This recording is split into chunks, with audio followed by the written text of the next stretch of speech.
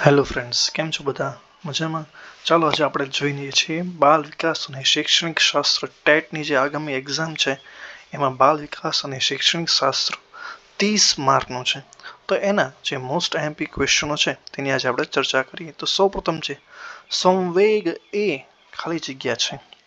પેલું છે શારીરિક અવસ્થા છે, માનસિક અવસ્થા છે, સામાન્ય અવસ્થા છે કે પછી સમગ્ર ચેતાતંત્રની શુદ્ધ અવસ્થા છે. તો આપણો જવાબ છે ડી આવશે, સમગ્ર ચેતાતંત્રની શુદ્ધ અવસ્થા. બાળકના સાંવેગિક વિકાસ અને ભાષા વિકાસ વચ્ચે શું સંબંધ છે? તો કે નિષેધક સંબંધ છે, બિલકુલ સંબંધ નથી, મીઠો સંબંધ છે કે અનેરો સંબંધ છે?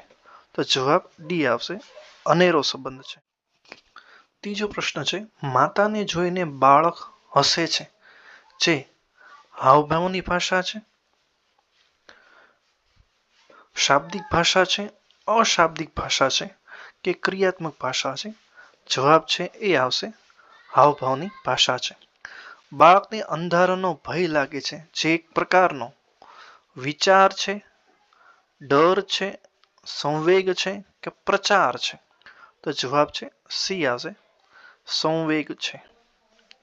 ચેકલિસ્ટ દ્વારા વિદ્યાર્થીના ખાલી જગ્યાનું માપન થાય છે, બુદ્ધિનું માપન થાય છે, સિદ્ધિ કક્ષાનું માપન થાય છે, વ્યક્તિત્વનું માપન થાય છે કે વલણનું માપન થાય છે?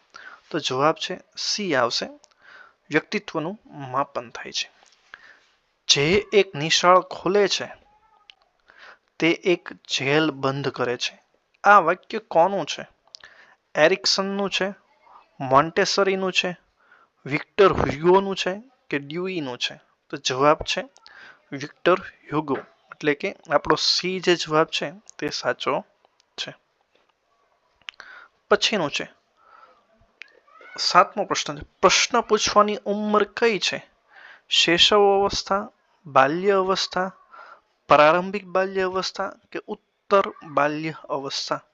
તો જવાબ છે આપણો સી આવશે, પ્રારંભિક બાલ્ય અવસ્થા.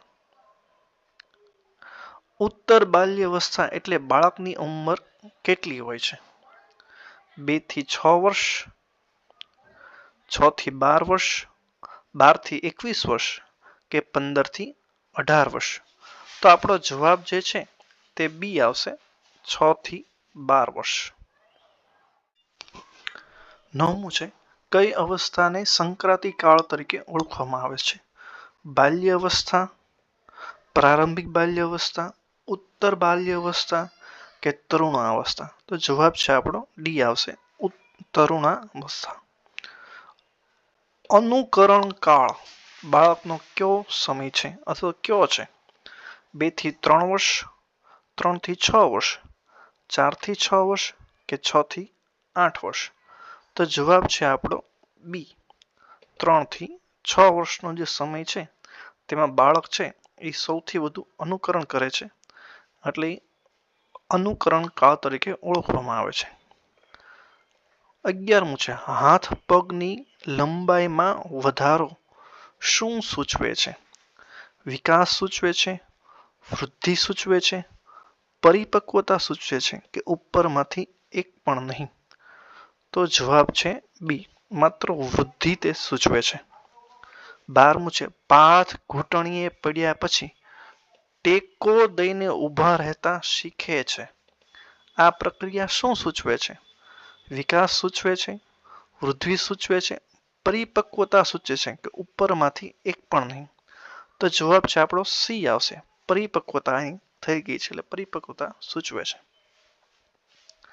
પછીનું છે કિન્ડર ગાર્ડન પદ્ધતિ કોણે આપી? રૂસો નામના વૈજ્ઞાનિકે આપી, પેસ્ટોલોજી આપી, ફ્રેડરિક ફોબેલે આપી કે મોન્ટેસરી આપી? તો આપણો જવાબ છે સી છે, ફ્રેડરિક ફોબેલ. આ જે વૈજ્ઞાનિક છે એણે આપી હતી. સંકુલ અને જટિલ પ્રક્રિયા કઈ છે? વૃદ્ધિ, વિકાસ, વૃદ્ધિ અને વિકાસ કે એક પણ નહીં?